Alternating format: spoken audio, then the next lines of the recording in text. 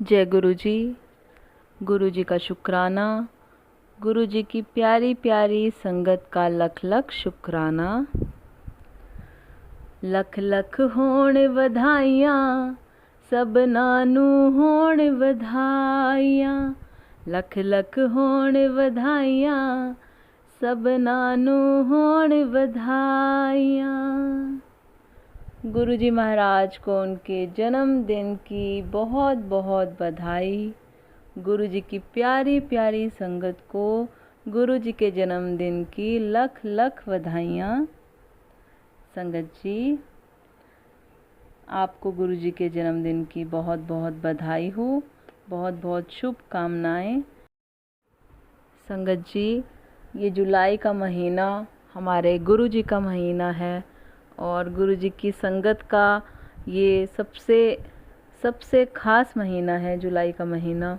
और सावन भी शुरू होने वाले हैं और मैं आप सबसे यही अनुरोध करूँगी कि आप सब संगत जो भी महाशिव पुराण कथा का श्रवण कर रहे हैं, आप ज़्यादा से ज़्यादा संगत को प्रेरित करें कि वो भी इस कथा का श्रवण करें, इसको सुने और पुण्य प्राप्त करें।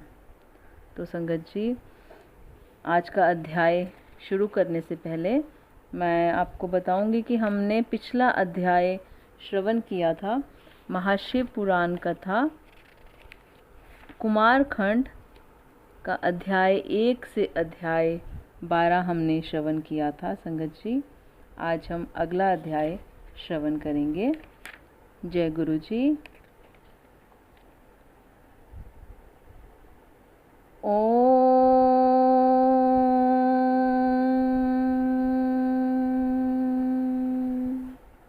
नमः शिवाय। शिवजी सदा सहाय। ओम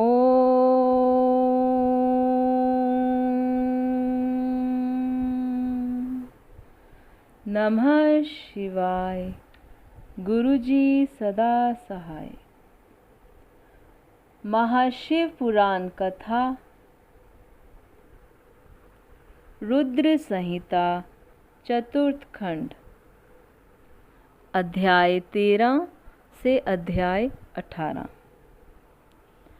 शिवा का अपनी मैल से गणेश को उत्पन्न करके द्वारपाल पद पर नियुक्त करना।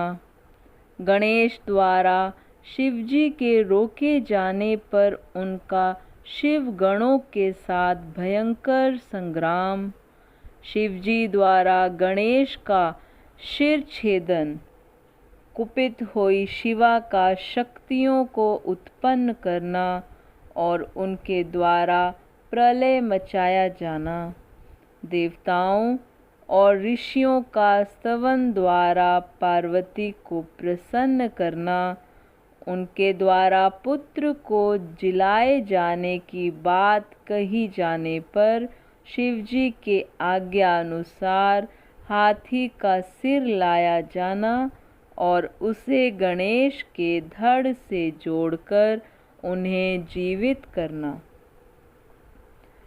सूत जी कहते हैं, तारकारी कुमार के उत्तम एवं अद्भुत वृतांत को सुनकर नारद जी को बड़ी प्रसन्नता हुई। उन्होंने पुनः प्रेम पूर्वक ब्रह्मा जी से पूछा। नारद जी बोले, देव देव, आप तो शिव संबंधी ज्ञान के अथाह सागर हैं। प्रजानाथ, मैंने स्वामी कार्तिक के सद्वृतांत को, जो अमृत से भी उत्तम है, सुन लिया। अब गणेश का उत्तम चरित्र सुनना चाहता हूँ। आप उनका जन्म वृतांत तथा दिव्य चरित्र, जो संपूर्ण मंगलों के लिए भी मंगल स्वरूप है, वर्णन कीजिए। सूत जी कहते हैं, महामुनि नारद का ऐसा वचन सुनकर ब्रह्मा जी का मन हर्ष से गदगद हो गया। वे शिवजी का स्मरण करके बोले, ब्रह्मा जी ने कहा, नारद, पहले जो मैंने विधि पूर्वक गणेश की उत्पत्ति का वर्णन किया था कि शनि की दृष्टि पड़ने से गणेश का मस्तक कट गया था, तब उस पर हाथी का मुख लगा दिया गया था, वह कल्पांतर की कथा है।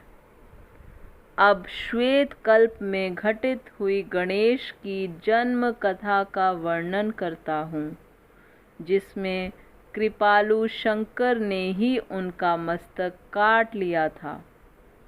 मुने, इस विषय में तुम्हें संदेह नहीं करना चाहिए, क्योंकि भगवान शंभु कल्याणकारी, सृष्टिकर्ता और सबके स्वामी हैं। वे ही सगुण और निर्गुण भी हैं। उन्हीं की लीला से सारे विश्व की सृष्टि, रक्षा और विनाश होता है। मुनि श्रेष्ठ, अब प्रस्तुत विषय को आदर पूर्वक श्रवण करो।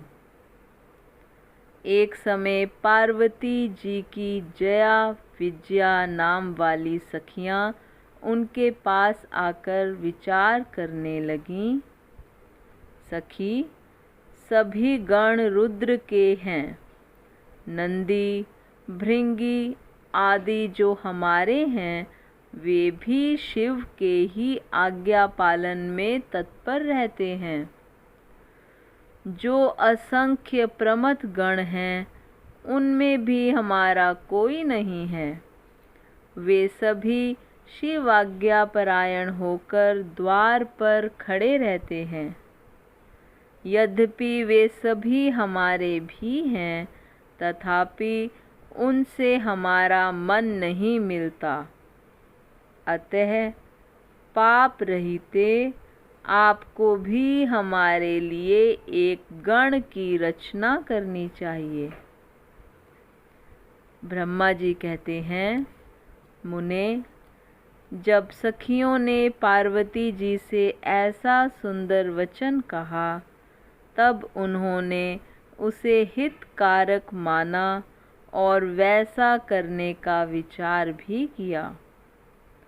तदनंतर किसी समय जब पार्वती जी स्नान कर रही थीं, तब सदाशिव नंदी को डरा धमकाकर घर के भीतर चले आए। शंकर जी को आते देखकर स्नान करती हुई जग जननी पार्वती उठकर खड़ी हो गईं। उस समय उनको बड़ी लज्जा आई।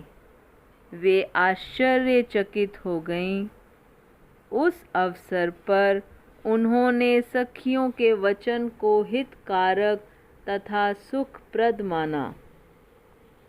उस समय ऐसी घटना घटित होने पर माया परमेश्वरी शिव पत्नी पार्वती ने मन में ऐसा विचार किया कि मेरा कोई एक ऐसा सेवक होना चाहिए जो परम शुभ, कार्यकुशल और मेरी ही आज्ञा में तत्पर रहने वाला हो, उससे तनिक भी विचलित होने वाला ना हो। यूं विचार कर पार्वती देवी ने अपने शरीर की मैल से एक ऐसे चेतन पुरुष का निर्माण किया जो संपूर्ण शुभ लक्षणों से संयुक्त था। उसके सभी अंग सुंदर एवं दोष रहित थे। उसका वह शरीर विशाल, परम शोभायमान और महान बल पराक्रम से संपन्न था। देवी ने उसे अनेक प्रकार के वस्त्र, नाना प्रकार के आभूषण और बहुत सा उत्तम आशीर्वाद देकर कहा, तुम मेरे पुत्र हो, मेरे अपने ही हो। तुम्हारे समान प्यारा मेरा यहाँ कोई दूसरा नहीं है। पार्वती के ऐसा कहने पर वह पुरुष उन्हें नमस्कार करके बोला। गणेश ने कहा, माँ, आज आपको कौन सा कार्य आ पड़ा है? मैं आपके कथनानुसार उसे पूर्ण करूँगा। गणेश के यूं पूछने पर पार्वती जी अपने पुत्र को उत्तर देते हुए बोली। शिवा ने कहा, तात, तुम मेरे पुत्र हो, मेरे अपने हो, अतः तुम मेरी बात सुनो। आज से तुम मेरे द्वारपाल हो जाओ। सतपुत्र, मेरी आज्ञा के बिना कोई भी हठपूर्वक मेरे महल के भीतर प्रवेश ना करने पाए, चाहे वह कहीं से भी आए, कोई भी हो। बेटा, यह मैंने तुमसे बिल्कुल सत्य बात कही है। ब्रह्मा जी कहते हैं, मुने, यूं कहकर पार्वती ने गणेश के हाथ में एक सुदृढ़ छड़ी दे दी। उस समय उनके सुंदर रूप को निहार कर पार्वती हर्षमग्न हो गईं। उन्होंने परम प्रेम पूर्वक अपने पुत्र का मुख चूमा और कृपा परवश हो छाती से लगा लिया। फिर दंडधारी गणराज को अपने द्वार पर स्थापित कर दिया। बेटा नारद, तदनंतर पार्वती नंदन महावीर गणेश पार्वती की हित कामना से हाथ में छड़ी लेकर गृह द्वार पर पहरा देने लगे। उधर शिवा अपने पुत्र गणेश को अपने दरवाजे पर नियुक्त करके स्वयं सखियों के साथ स्नान करने लगी। मुनिश्रेष्ठ, इसी समय भगवान शिव, जो परम कौतुकी तथा नाना प्रकार की लीलाएं रचने में निपुण हैं, द्वार पर आ पहुँचे। गणेश उन पार्वती पति को पहचानते तो थे नहीं, अतः बोल उठे, देव, माता की आज्ञा के बिना तुम अभी भीतर ना जाओ। माता स्नान करने बैठ गई हैं। तुम कहाँ जाना चाहते हो? इस समय यहाँ से हट जाओ। यूँ कहकर गणेश ने उन्हें रोकने के लिए छड़ी हाथ में ले ली। उन्हें ऐसा करते देख शिवजी बोले, मूर्ख, तू किसे रोक रहा है? दुर्बुद्धे, क्या तू मुझे नहीं जानता? मैं शिव के अतिरिक्त और कोई नहीं हूँ। फिर महेश्वर के गण उसे समझाकर हटाने के लिए वहाँ आए और गणेश से बोले, सुनो, हम मुख्य शिव गण ही द्वारपाल हैं और सर्वव्यापी भगवान शंकर की आज्ञा से तुम्हें हटाने के लिए यहाँ आए हैं। तुम्हें भी गण समझकर हम लोगों ने मारा नहीं है, अन्यथा तुम कब के मारे गए होते।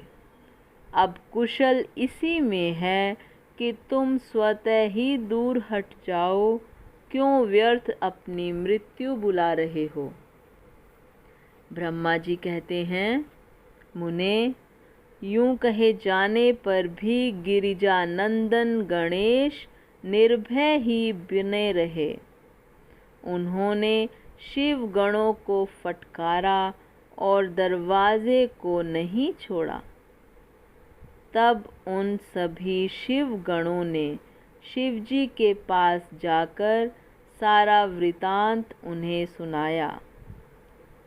मुने, उनसे सब बातें सुनकर संसार के गति स्वरूप अद्भुत लीला विहारी महेश्वर अपने उन गणों को डांटकर कहने लगे। महेश्वर ने कहा, गणों, यह कौन है जो इतना उच्छृंखल होकर शत्रु की भांति बक रहा है? इस नवीन द्वारपाल को दूर भगा दो। तुम लोग नपुंसक की तरह खड़े होकर उसका वृतांत मुझे क्यों सुना रहे हो? विचित्र लीला रचने वाले अपने स्वामी शंकर के यों कहने पर वे गण पुनः वहीं लौट आए। तदनंतर गणेश द्वारा पुनः रोके जाने पर शिवजी ने गणों को आज्ञा दी कि तुम पता लगाओ यह कौन है और क्यों ऐसा कर रहा है। गणों ने पता लगाकर बताया कि ये श्री गिरिजा के पुत्र हैं तथा द्वारपाल के रूप में बैठे हैं। तब लीला रूप शंकर ने विचित्र लीला करनी चाहिए तथा अपने गणों का गर्व भी गलित करना चाहा। इसलिए गणों को तथा देवताओं को बुलाकर गणेश जी से भीषण युद्ध करवाया, पर वे कोई भी गणेश को पराजित न कर सके। तब स्वयं शूलपाणी महेश्वर आए। गणेश जी ने माता के चरणों का स्मरण किया। तब शक्ति ने उन्हें बल प्रदान कर दिया। सभी देवता शिवजी के पक्ष में आ गए। घोर युद्ध हुआ। अंत तो गत्वा स्वयं शूलपाणी महेश्वर ने आकर त्रिशूल से गणेश जी का सिर काट दिया। जब यह समाचार पार्वती जी को मिला तब वे क्रुद्ध हो गईं और बहुत सी शक्तियों को उत्पन्न करके उन्हें बिना विचारे उन्हें प्रलय करने की आज्ञा दे दी। फिर तो शक्तियों के द्वारा प्रलय मचाई जाने लगी। उन शक्तियों का वह जाज्वल्यमान तेज सभी दिशाओं को दग्ध सा किए डालता था। उसे देखकर वे सभी शिवगण भयभीत हो गए और भागकर दूर जा खड़े हुए।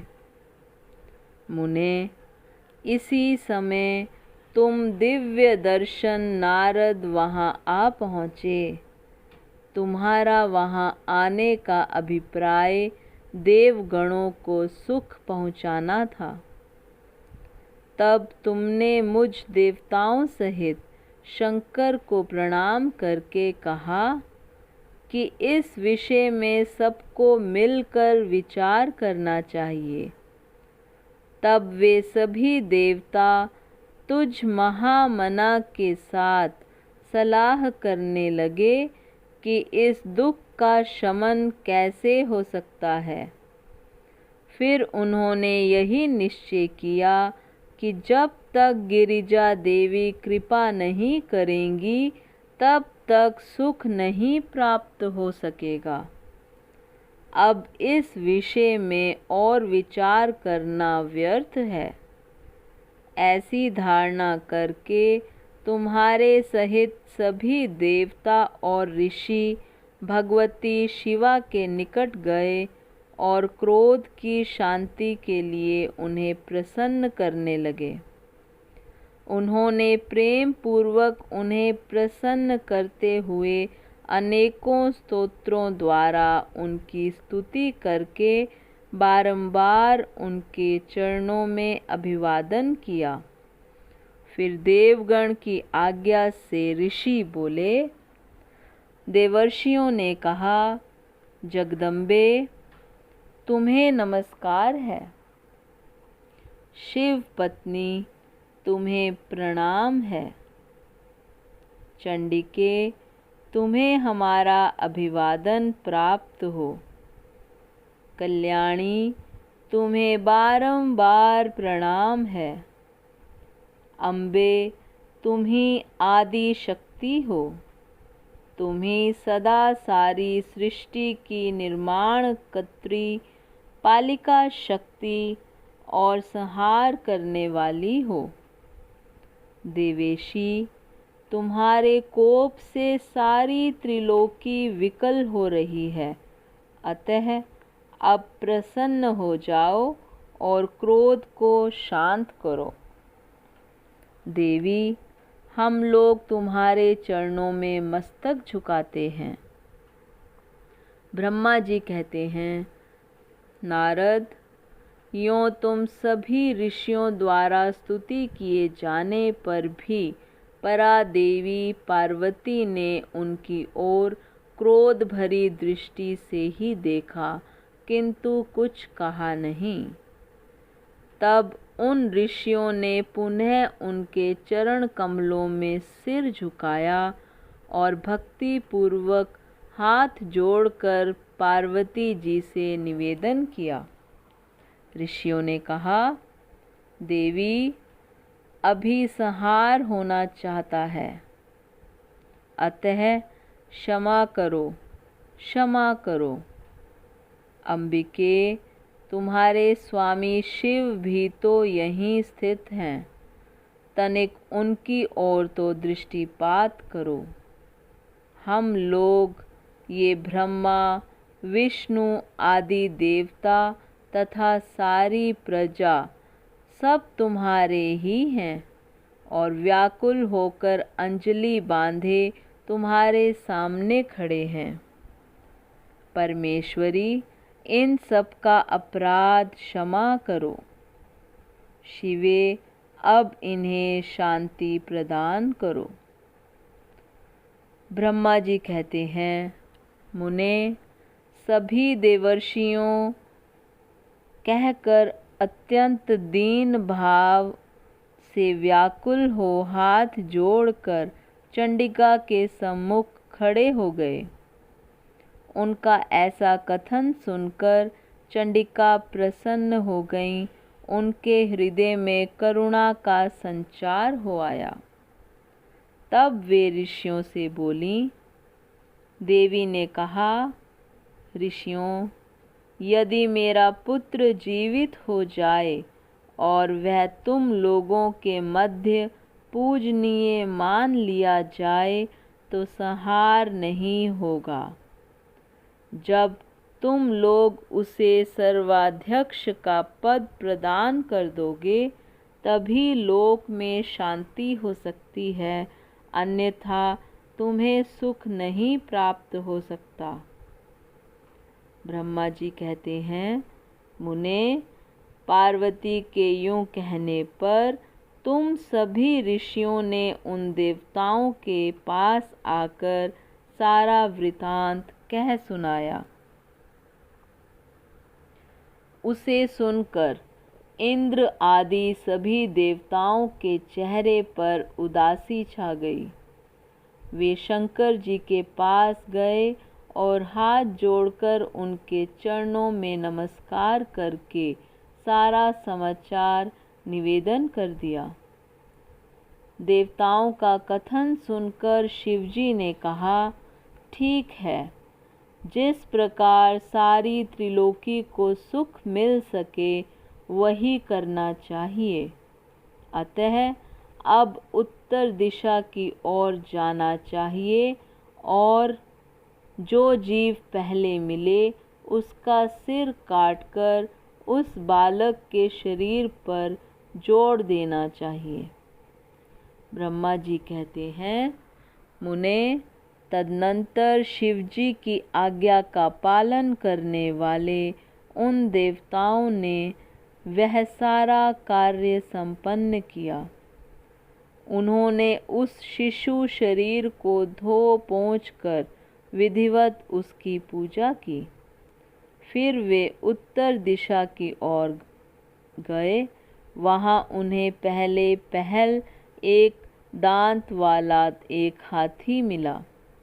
उन्होंने उसका सिर लाकर उस शरीर पर जोड़ दिया।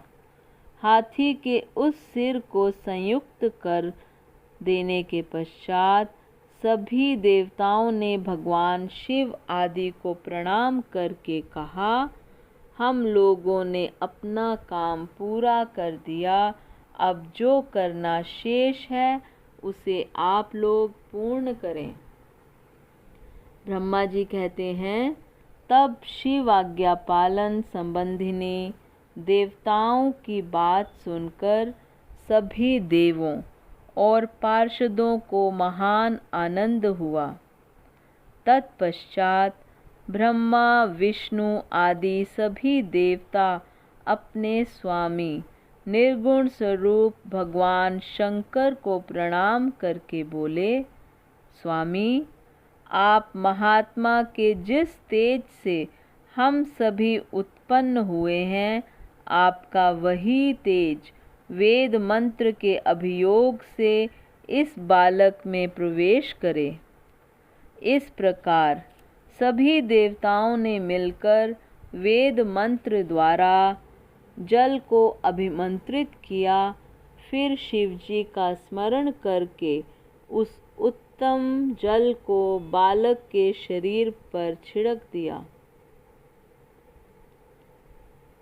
उस जल का स्पर्श होते ही वह बालक शिवेच्छा से शीघ्र ही चेतना युक्त होकर जीवित हो गया और सोए हुए की तरह उठ बैठा।